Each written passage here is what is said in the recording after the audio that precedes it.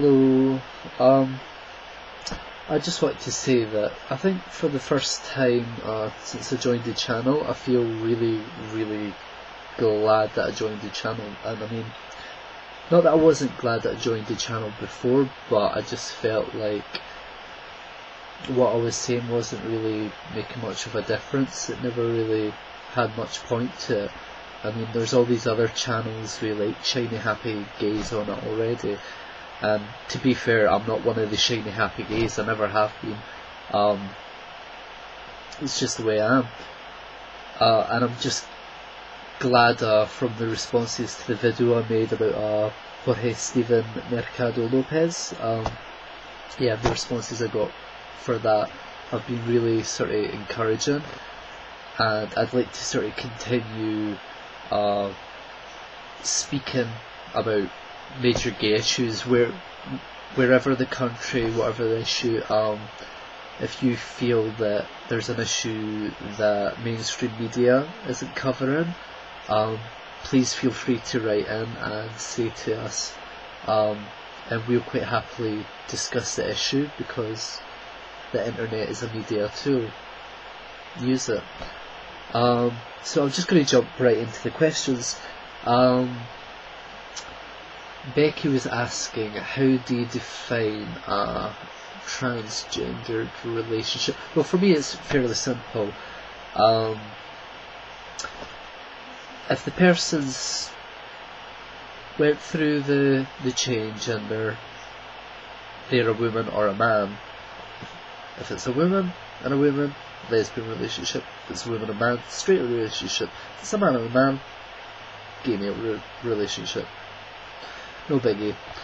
Time management. My time management is pretty good unless I have kind of examinations, because I kind of leave everything till last minute. I think I failed an exam because I had conflicting classes and I was like, yay, I know. I'll just study the entire coursework in the last 2 weeks. That didn't work very well and I got a D. So pretty much failed. Would I take a magic potion to make myself straight?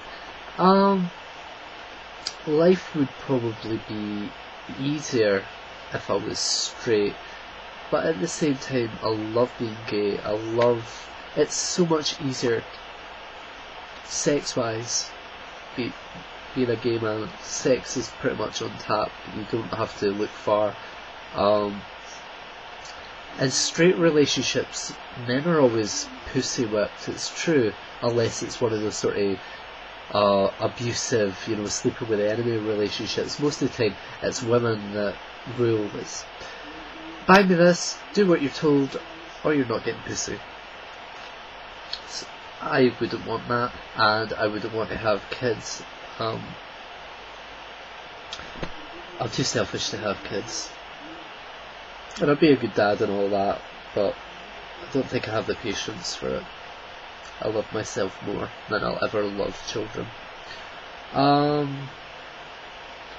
So I'm going to answer some questions that subscribers have been asking. Justified248, Justine, how's your weave? He was asking dating tips and what do I look for in a guy. I like people who are not withholding, but someone who doesn't dish themselves out on a plate. Also, I like someone who likes their movies, someone who's well read, educated, but not pretentious.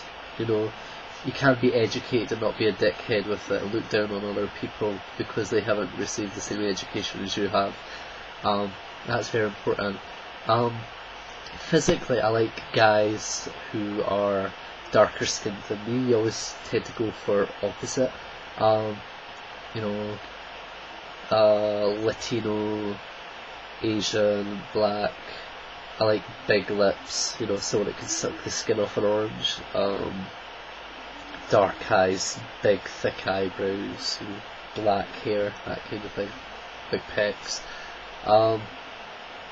But body language is a very important thing for me as well. Just the way a man holds himself, gestures, little things. That's very attractive to me. Dating tips. What's that? What's a date? I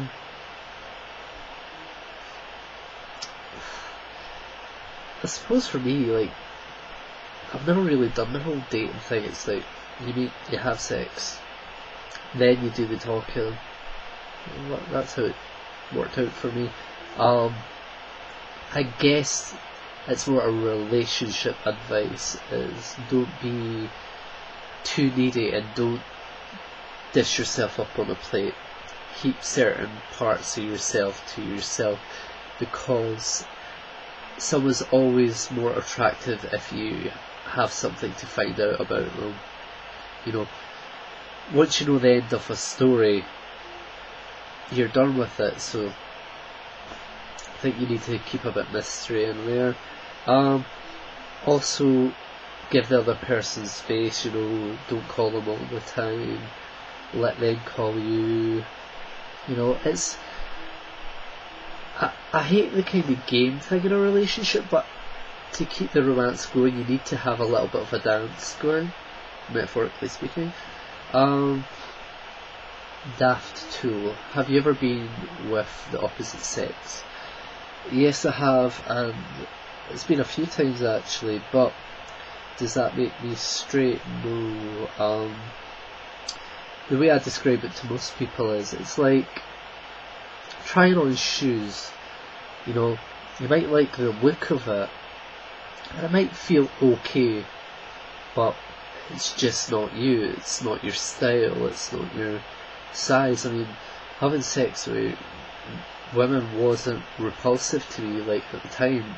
Physically I enjoyed it, but there's something missing, it's something not right. I mean, to this day I could have sex with a woman and it would be mean I'm straight. Just,